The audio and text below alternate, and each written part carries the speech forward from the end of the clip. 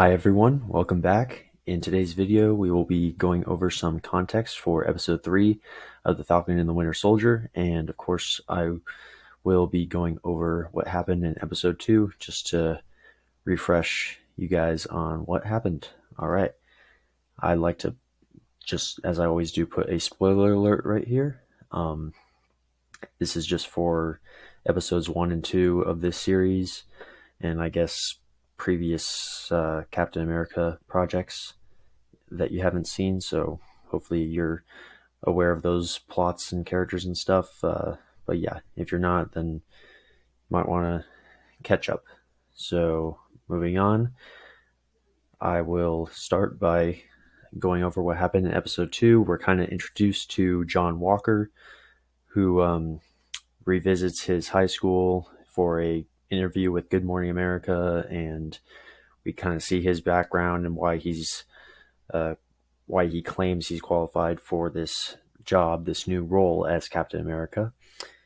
Bucky is upset with Sam for giving away the shield to the museum, and this is because, well, he knows that it was just given right to John, and he doesn't like that it's being used in that way.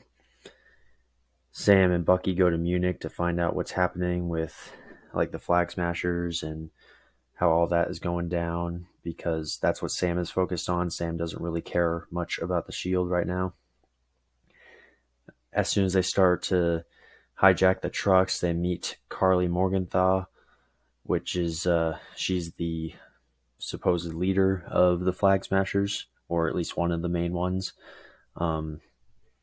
They fight, and John and Lamar show up to help Sam and Bucky, and they try to become allies with them, but Sam and Bucky totally reject them. They want nothing to do with them. They're both pretty disgusted with the fact that he's the new Captain America. And the Flag Smashers, they're taking shelter until they have this big thing going down, and they kind of, through their dialogue, explain what they're trying to do. It's like the GRC is meant to help people who were displaced by the blip, but I guess they're only helping refugees that were brought back to life and not the ones that were alive all those 5 years. And that's what they're trying to change. They want nations to open their borders and stuff so that all refugees can be helped in any way possible. And we cut back to Sam and Bucky, who visit Isaiah Bradley, the guy that Bucky fought back in Korea, and that's down in Baltimore. So that's a bit of an emotional scene. We get a bit of a backstory on him, and after that, when they leave his house, Bucky gets arrested because he missed his court-ordered therapy. He has to take Sam along with him, basically. Well, first John Walker shows up to get him out of his arrest, and then Dr. Rayner, his therapist, also shows up at the same time and asks them both to sit down and settle their differences. And Bucky explains how he's mad about the shield, and they conclude that they have to work together for any of this to work out. And then they both need information on Hydra. John Walker, after being rejected twice now, is pretty much against Sam and Bucky. But Sam, since they need this info, they're going to go to see Zemo, and I will explain who Zemo is in a sec.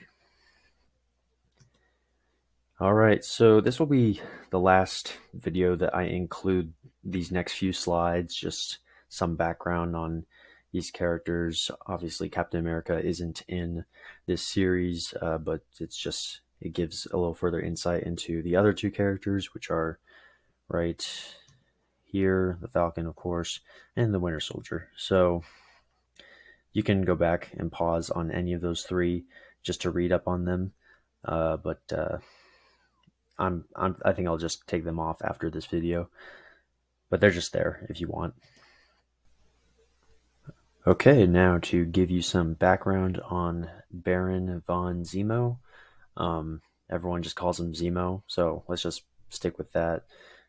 So Zemo, he had a family in Sokovia. That's where he's from. And of course, the Battle of Sokovia was the Avengers versus Ultron. And there's a lot of destruction in that movie. Um, and he was the only one in his family who made it. And that basically depressed him, and he wanted revenge. So he was part of the reason that the Avengers turned against each other in 2016, and Cap and Iron Man ended up fighting each other, um, just because he exposed Bucky as being the one who killed Tony Stark's parents. He also framed Bucky that year in a bomb attack against the UN, which ended up killing the King of Wakanda, which is Black Panther's dad, but that's another story. Um, he also spoke this list of Russian words to Bucky, which was to put him into the mental state that Hydra created for him, that made him a killing machine. And that posed a big issue in Captain America Civil War as well. Um, so he's really the reason that Bucky was a bit of a anti-hero in that.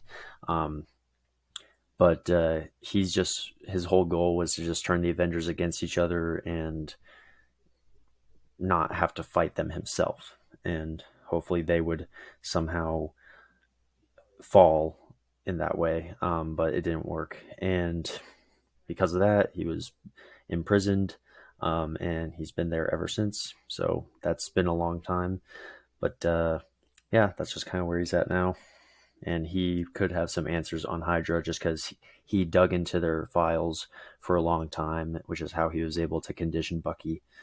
But that's why Sam and Bucky are going to him for some answers. Another character to get ready for is Sharon Carter.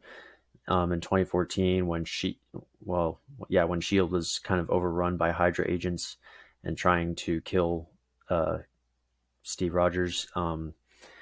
She was kind of his personal protector, but he didn't know it, and she was just posing as his neighbor, but she was really a Shield agent and ended up kind of helping him out in 2014. Yeah, and so yeah, fought the Hydra agents who infiltrated Shield, and kind of in the process, very slowly though, became